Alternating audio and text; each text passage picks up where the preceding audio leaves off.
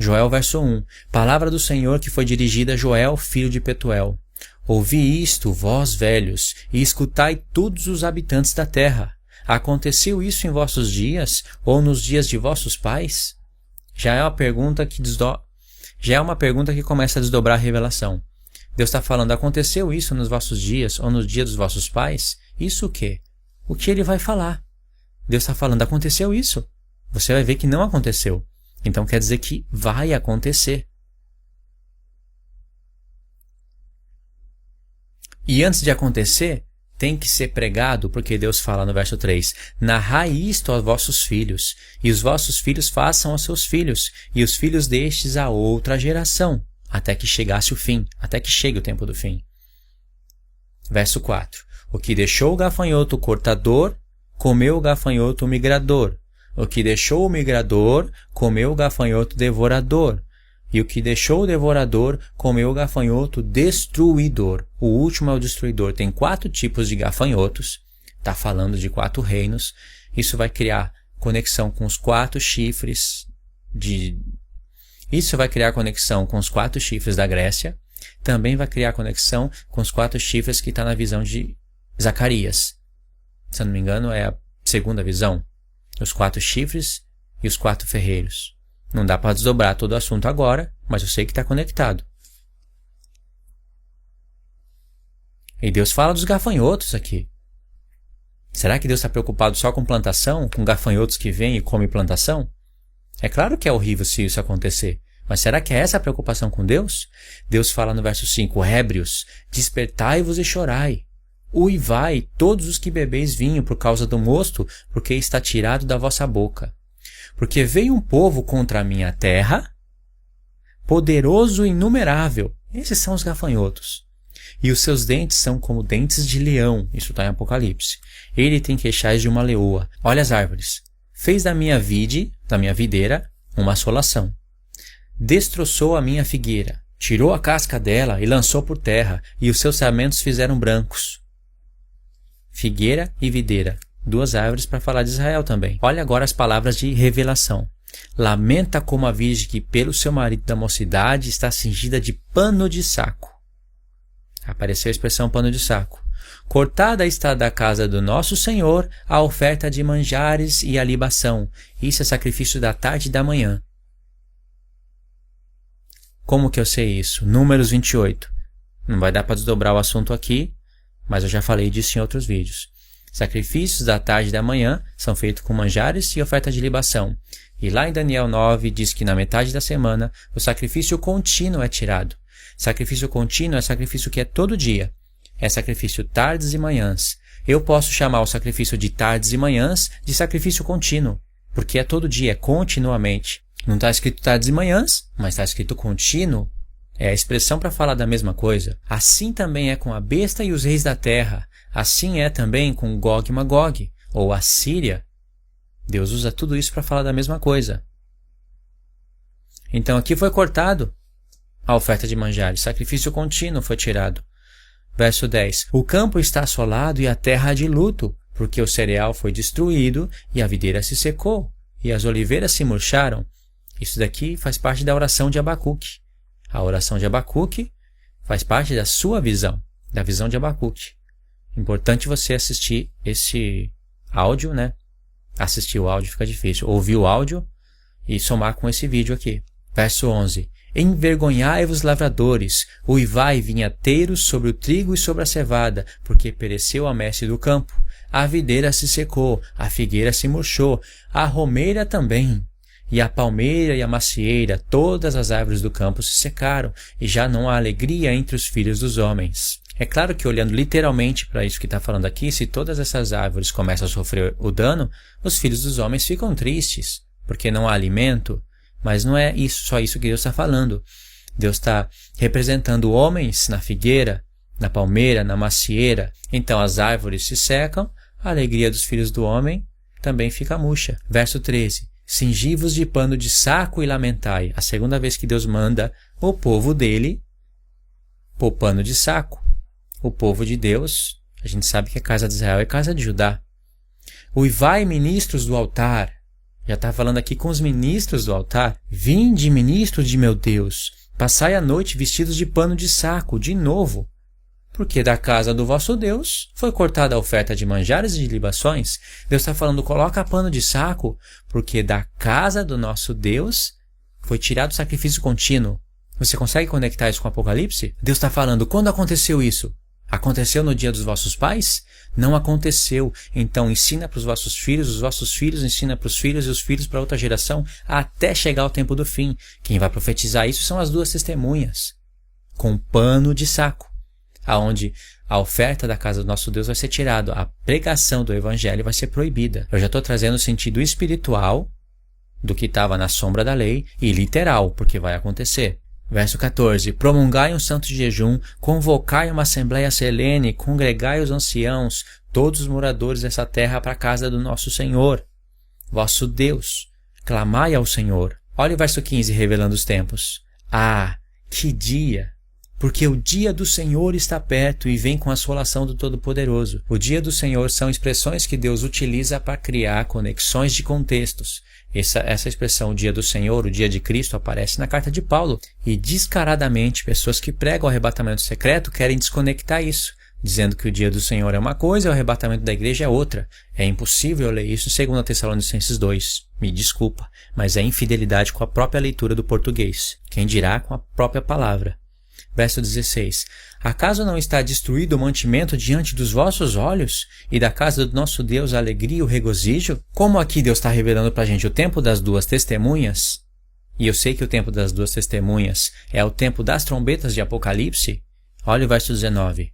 A ti, ó Senhor, clamo, porque o fogo consumiu os pastos do deserto, a chama abrasou todas as árvores do campo, também todos os animais do campo bramam suspirantes por ti, porque os rios se secaram e o fogo devorou o pasto do deserto. Quer ver como o profeta Joel é para o dia do Senhor e fala do tempo das duas testemunhas que tocam a trombeta de Deus e anuncia o dia da expiação para a gente ir para a festa dos tabernáculos? Olha a prova disso. A gente acabou de ler o capítulo 1, verso 2. Tocai a trombeta em Sião e dai voz de rebate no meu santo monte. Vou ler de novo esse texto porque é assombroso. Tocai a trombeta em Sião e dai voz de rebate no meu santo monte. Se você não entende o que Deus está falando aqui, você está perdendo uma revelação assombradora. Voz de rebate. Vou deixar uma lição de casa aí. Futuramente eu vou estar fazendo vídeo. Procura na palavra de Deus a primeira vez que aparece voz de rebate. No português vai dar para você fazer isso. Mas no hebraico, amplia a revelação. Deus está revelando passo a passo do que há de acontecer nesse mundo. Se você estuda as festas e presta atenção nisso que Deus está falando, conectando todos os pontos, sem deixar disperso. Profeta Joel, gafanhotos, dia do Senhor, toque a trombeta com voz de rebate. É um sinal para o povo de Deus se movimentar, não para todo o povo de Deus. Em Números 10, Deus dá a lei para o povo fazer 2 trombetas de prata.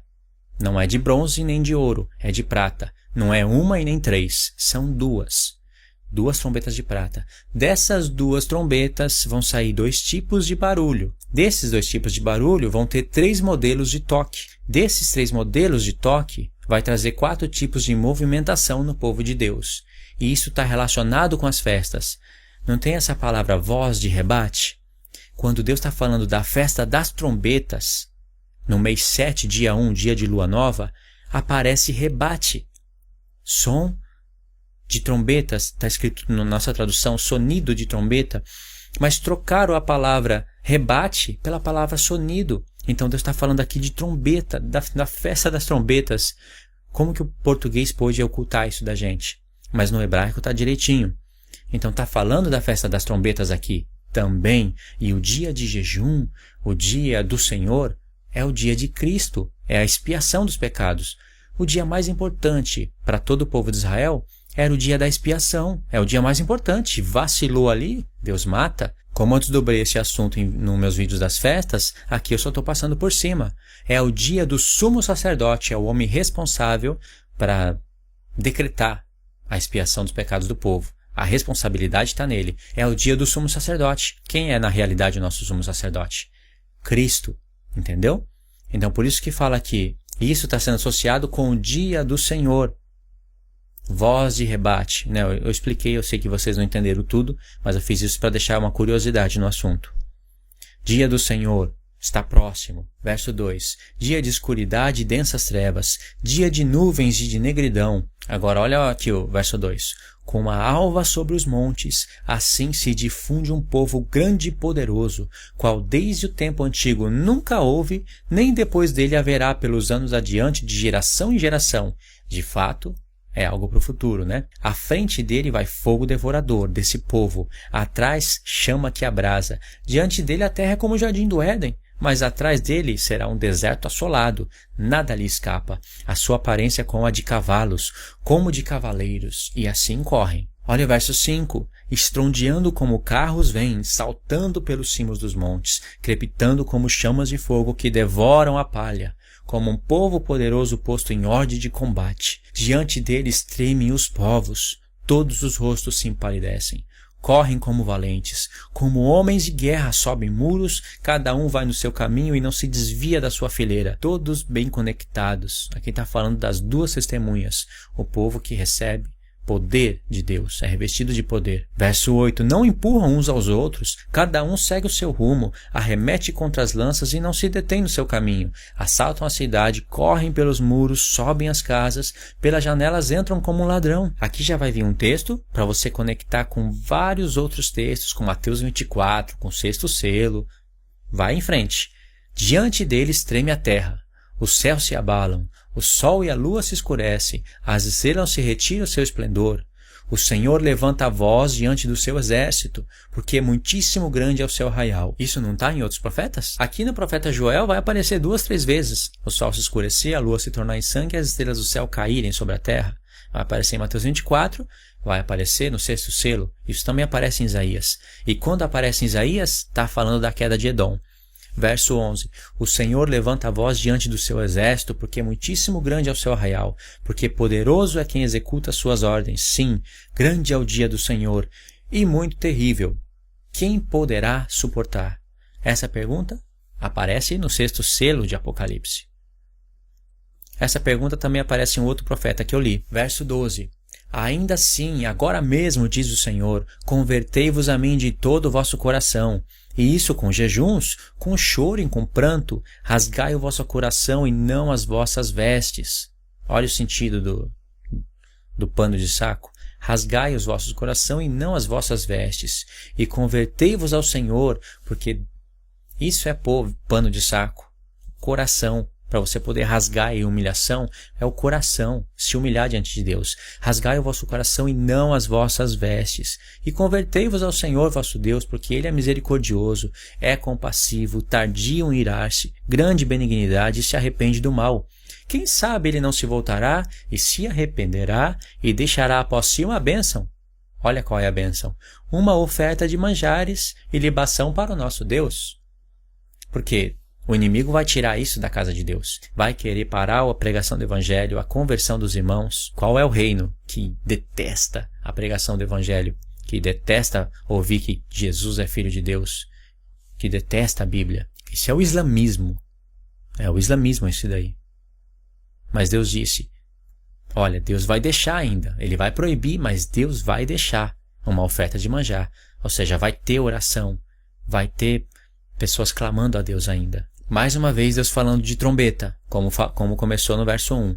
Tocai a trombeta em Sião, promulgai um santo jejum, proclamai uma assembleia solene, congregai o povo, santificai a congregação, ajuntai os anciãos, reuni os filhinhos e os que mamam, sai o noivo da sua recâmara e a noiva do seu aposento, o encontro do noivo com a noiva. Olha aqui Deus falando para os seus sacerdotes, os ministros do altar, lá em Apocalipse 11 está falando disso. Chorem os sacerdotes, ministros do Senhor, entre o pórtico e o altar, e orem.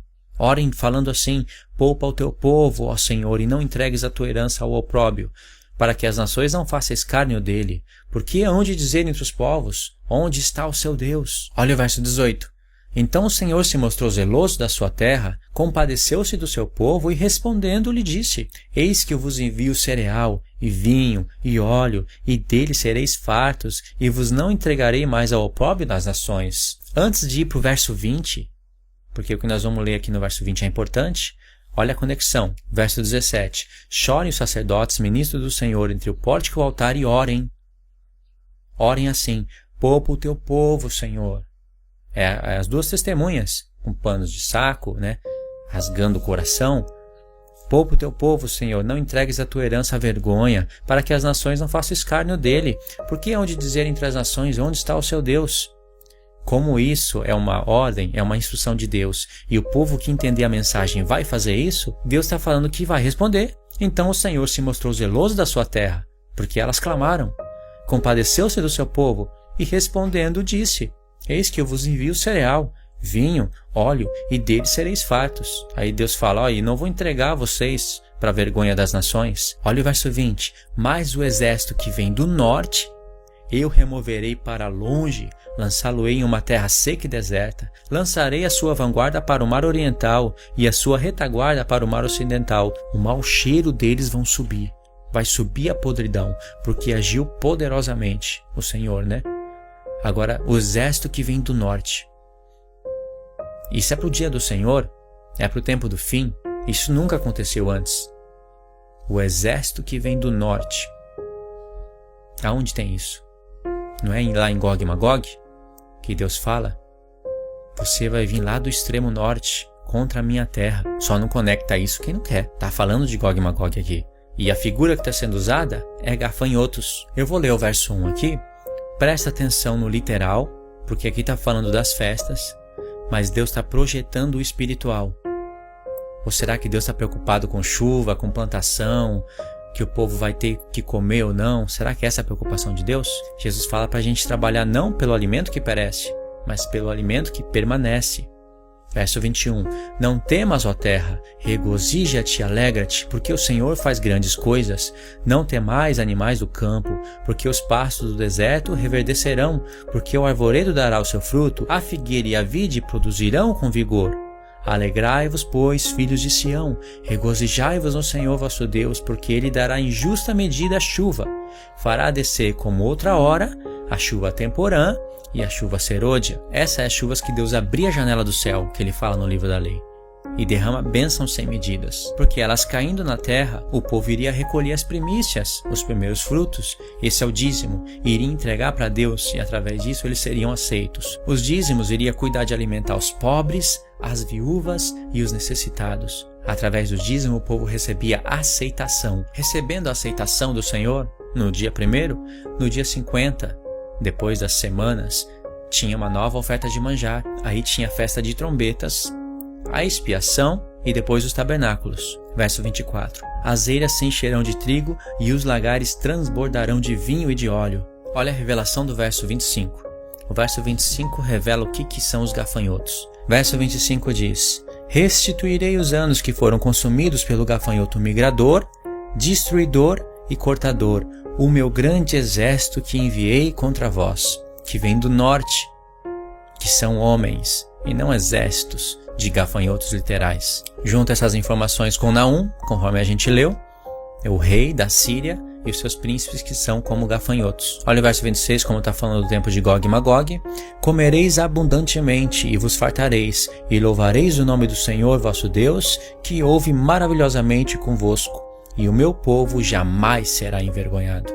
É a vinda de Cristo. O verso 27 confirma: sabereis que eu estou no meio de Israel, e que eu sou o Senhor vosso Deus, e não há outro.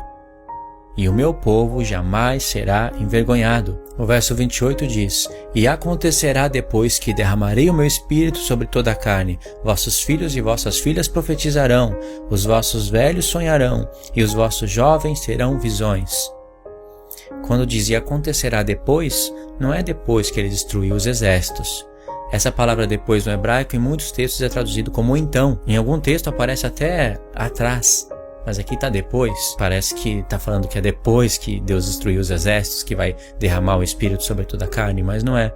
Está escrito: acontecerá então que derramarei do meu Espírito sobre toda a carne. Vossos filhos e vossas filhas profetizarão, vossos velhos sonharão e vossos jovens terão visões.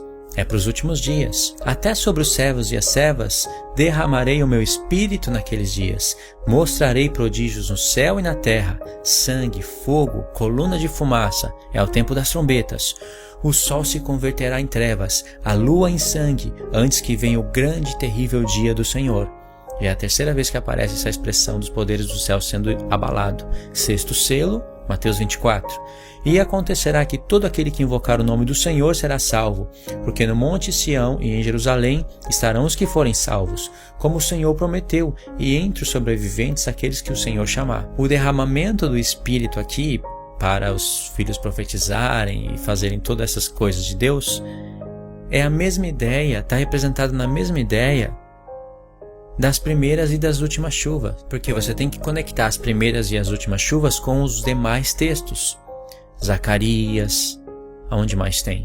Oséias, e tem outros textos também. Qual é o tempo das primeiras chuvas? Profética, Atos dos Apóstolos, dia 50, Pentecoste.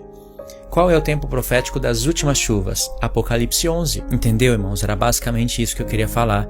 Nós lemos profetas, nós conectamos textos. Eu mostrei para vocês um método de estudo que traz revelação. Queria que vocês também assistissem o áudio de Gog e Magog, ali vai ter mais coisas. Eu gravei pelo celular mesmo, postei no grupo do WhatsApp e postei no canal para as pessoas ouvirem o estudo. Assista também a visão de Obadias, os vídeos que eu indiquei para vocês das duas casas de Israel. É um assunto extremamente importante. Por causa de entender assunto como as duas casas de Israel, que desbloqueou essas profecias para mim. Efraim e Judá, as festas, eu tenho vídeo das festas, acompanha o canal. Eu queria também que você se inscrevesse no canal, se você não for inscrito ainda, dá like no vídeo, compartilha o vídeo, porque vai ensinar muitas pessoas. Esse vídeo então eu finalizo aqui, irmãos. Deus abençoe vocês, fiquem na paz de Cristo e até os próximos estudos. Amém? Fiquem na paz.